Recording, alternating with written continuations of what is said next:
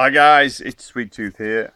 Today we are talking about social abandonment and guilt trips.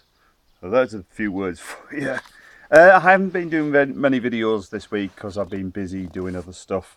But I thought I'll do a catch up on this video. It's Sunday the 8th of July on a really hot, really warm. It's 26 degrees. Everyone's gone down south to watch Sweden play England play Sweden, so it's very quiet here, thank goodness.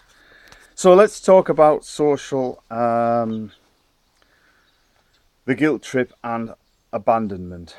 Now these seem to be a problem with social anxiety. We'll start off by how it makes you feel if you forget a phone call, email, job interview, or somebody wants you to do something, and it's kind of like, if you don't do them, then I won't get in touch with you again, and that is exactly how I felt with my parents. What happened to me was, if I didn't go around there for a while, they'll just cut me off. They wouldn't get back on the phone, or let them down. They would just abandon me, and that is something I had all my life. Now I have a lot of red stress monkeys dancing up and down on my shoulder, and they have blue stress monkeys, and what they want to do is give me a lot of their stress, and it's fine if I'm in the mood and my red monkeys aren't on my shoulders. But when I've got my stress monkeys on, I don't want to meet them to give me their stress monkeys, because I just can't cope with the sort of stress that I used to maybe 20 years ago, because as I get older, you just want a quiet life. Now, what happens in these situations is, often when you don't return a call or an email or a text, then people abandon you or they guilt trip you. Right now, it's up to you to decide, right, okay, I better text them straight back, email them straight back, or call them straight back, or go around there. Now, that is kind of like, it's a mini blackmail in a way.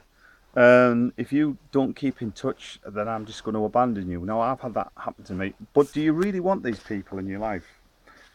No. They're like cancer, just cut them out.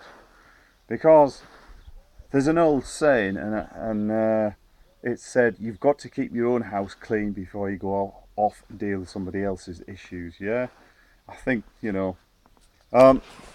so that's what I'm saying about if you're feeling stressed out and you can't quite cope. You think you have to be in a meeting, you haven't done good enough.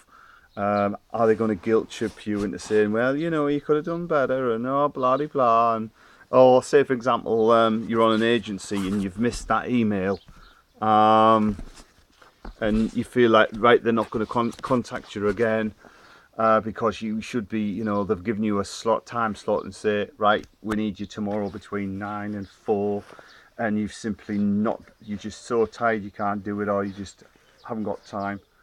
So you feel like they're just going to abandon you as a future employee. Well, if people want you, they'll get back. If they really value you, they'll get back in touch, definitely.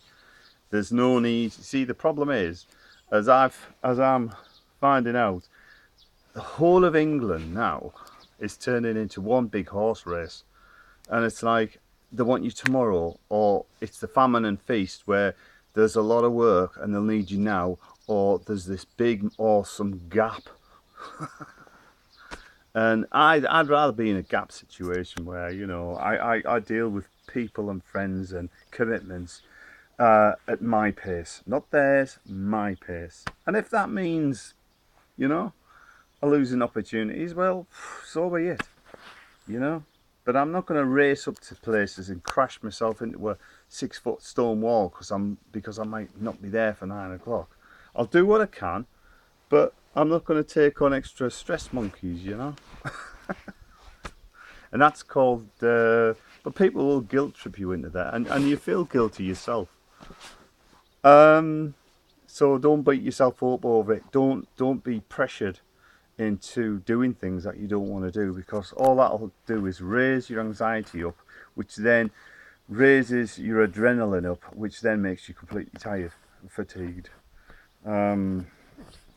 So you really need to, especially if you've got misophonia, you've got post-traumatic stress, social anxiety, and all the other anxieties as well, depression, that you really need to be going at your pace. The drum needs to, you need to be the drummer. Don't let society be the drummer.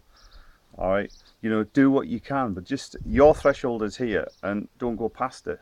All right, you know. Do you really need to be there? Do you really need to help your friend decorate? And I've got someone listening to me in the garden. Yeah, she's. That is true, isn't it?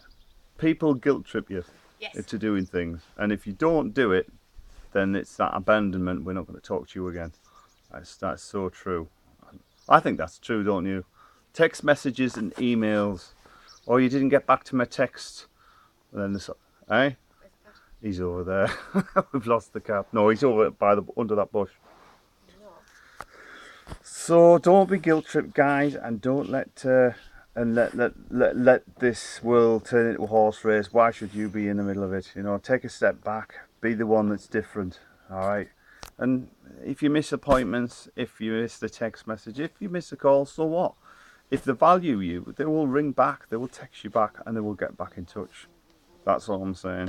So that's just a quick one, quick blog today, guys. Leave your comments and thoughts in the comment section, and we'll catch up with you soon. We're looking for one cat. Could be under this butternut squash.